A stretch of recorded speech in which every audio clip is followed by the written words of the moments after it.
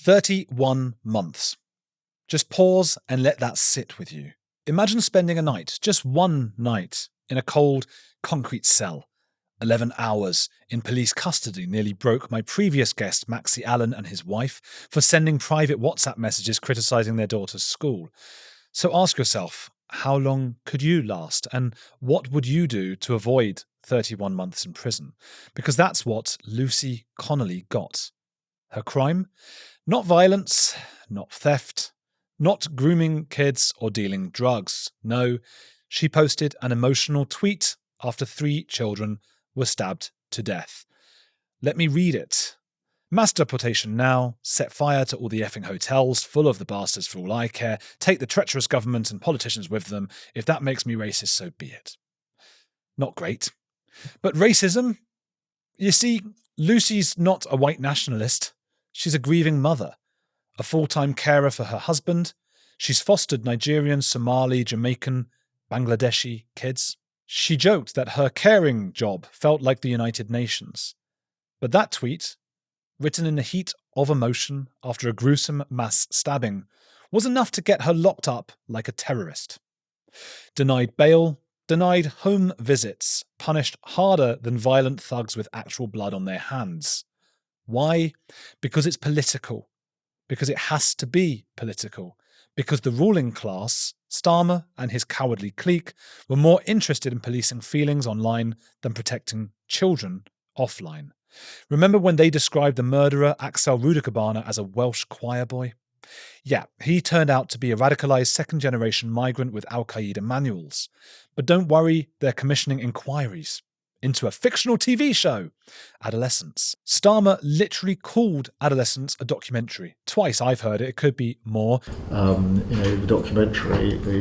Even Kemi Badenoch accidentally called it a documentary. We're talking about a fictional documentary. Do you think? And her journalist inquirers, her inquisitors, called it a documentary. It is a drama, of course. You couldn't make this up, although they did for Adolescence. And amid all this madness, where is the lefty media? Where's the outrage? Well, that's where my sponsor Ground News is actually really helpful. Their bias distribution chart literally shows you how many left-wing versus right-wing outlets are reporting each story. When Lucy Connolly was sentenced, the left went silent. We can see that only 25% of left-leaning sources even covered the story, a blind spot for the left. Language covering the story is also vastly different, with the left using language questioning conservative support, while the right potentially downplaying the severity of the content, which wasn't very nice. Ground News even lets you check how factual each article is. It's actually called the factuality tool, and it's gold, because we're all sick of being gaslit by journalists who care more about feelings than facts. Ground News is my only way to get unbiased news. Subscribe through ground.news/Andrew for 30% off unlimited access on the Vantage plan this month. And here's the worst take of all. Straight from the sewer of moral narcissism, Sharan Dhaliwal, writing in the Metro, argued, "Lucy Connolly put my life in danger. Keep her in prison." Sorry, what? You want a mother, a carer, a woman shattered by grief and trauma, locked up indefinitely because your anxiety flared up. Dhaliwal describes her panic at opening her front door. "I stood there," she says, "just staring, imagining it bursting open with sound and fury. I lost track of time." Well, I'm sorry, but this is not a Jane Austen novel. It's real life. Children were butchered. A grieving woman tweeted something impulsive, and you made it about you. Not once did Dhaliwal express sympathy for the victims' families. Not once did she acknowledge Lucy's pain. This is what we've come to, a culture that coddles its feelings and forgets its humanity. And here's the kicker. This incitement didn't happen in a vacuum, she writes. Dhaliwal wrote that in the Metro. Somebody smashed a hotel window and lit a bin on fire. And apparently that's the real tragedy here. But no, the tragedy is what came before.